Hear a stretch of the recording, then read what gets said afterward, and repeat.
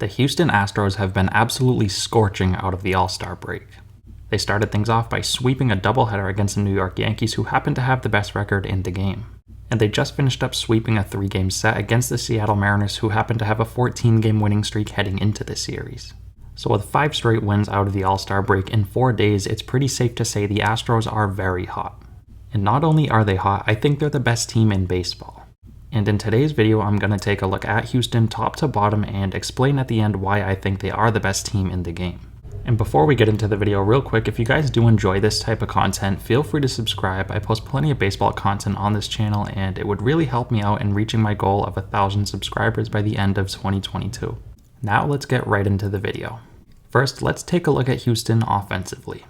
The Astros are clearly one of the best offensive teams in the game, as they currently have a 740 team OPS, which ranks 6th in all of baseball, and they have 134 home runs, which ranks 3rd. This lineup, top to bottom, is loaded with stars who have pretty much all been playing very well this year. We have Jose Altuve, who on the year is hitting .276 to go along with 18 home runs and 8 stolen bases. As he ages, Jose Altuve continues to evolve, as coming up he was more of a stolen base, speedy type of guy, but as we stand today, he's more of a home run guy who can hit 30, maybe even 35 home runs. Yordan Alvarez is in the midst of a career year, as in my opinion, he is in the top 3 when looking at AL MVP candidates. On the year, Alvarez is hitting .307 to go along with 28 home runs and 65 runs driven in. They also have one of the best outfielders in the game in Kyle Tucker, who on the year is hitting .250 to go along with 18 home runs, 63 RBIs, and 16 stolen bases. They also have Alex Bregman, who is a former MVP candidate who has slowed down a little bit this year, but all in all, he's hitting .242 to go along with 12 home runs and 49 runs driven in. You also have Michael Brantley, who even at his relatively older age is a very productive outfielder.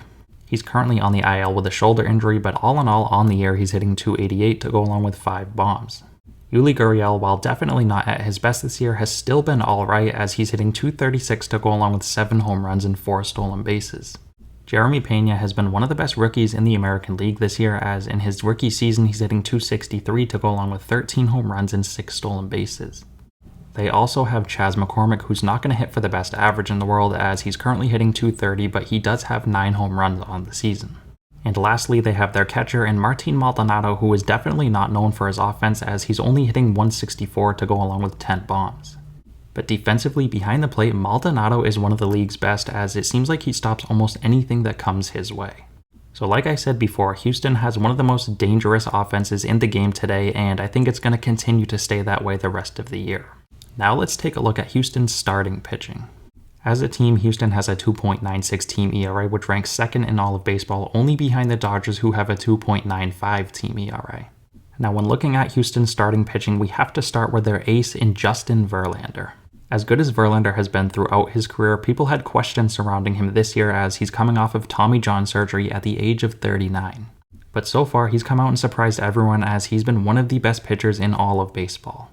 So far in 116 innings, Verlander is 13-3 to go along with a 1.86 ERA and 117 strikeouts.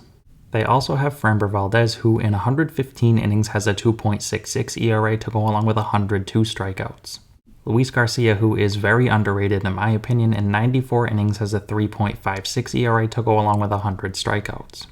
They have yet another very underrated starter in Christian Javier, who on the year in 83 innings has a 3.13 ERA to go along with 115 punchouts. They also have Jose Urquidy, who on the year in 101 innings has a 3.93 ERA, but as of late he's been pitching a lot better and has really picked things up. Now Houston has been running a 6-man rotation as of late, as Jake Odorizzi has been the 6th pitcher, who on the year in 48 innings has a 3.56 ERA. And as good as Houston's starting rotation is, it's likely going to get better, as they have Lance McCullers on his way back from a forearm injury, who will likely make his debut mid-August. So this is clearly one of the best starting rotations in the game today, and I think it's going to get Houston deep into October. Now let's take a look at Houston's bullpen.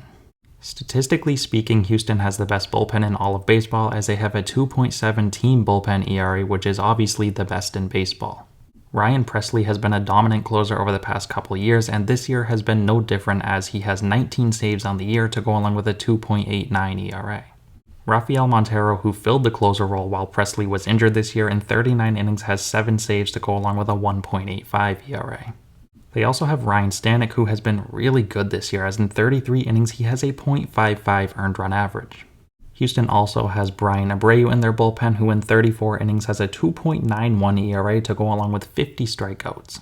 And you can't forget about Seth Martinez, who in 27 innings has a 1.33 ERA.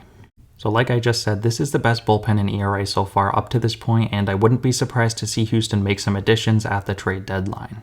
So now that we went through Houston's roster top to bottom, I'm sure many of you know just why Houston is so good.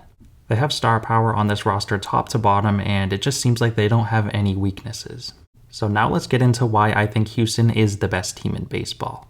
In reality, you can really only make an argument for two other teams that could potentially be better than Houston. And those two teams are the Yankees and the Dodgers. Now, the Astros have played the Yankees 7 times, and out of those 7 games, they have won 5 of them. And I know Houston winning the season series against the Yankees doesn't really tell everything you need to know, but Houston has notoriously been known for being a very good postseason team over the years. I know you can obviously make the jokes that Houston has cheated, and obviously that's a fact, and it has benefited them in the past, but even without the cheating, they have been one of the league's best. They have lots of players on this roster that have been in deep playoff runs, whether it be with Houston or another team. And I think the postseason experience is huge, and I just think Houston is going to prevail, and I think they are a better team than New York, especially seeing that they just swept them in the doubleheader coming out of the All-Star break. Now looking at the Dodgers, they haven't played Houston this year.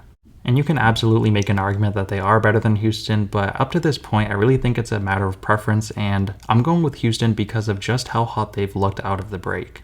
So as we stand today, I do think Houston is the best team in baseball, and heading into the postseason, I think they should be favorites to come out of the American League, barring any serious injuries.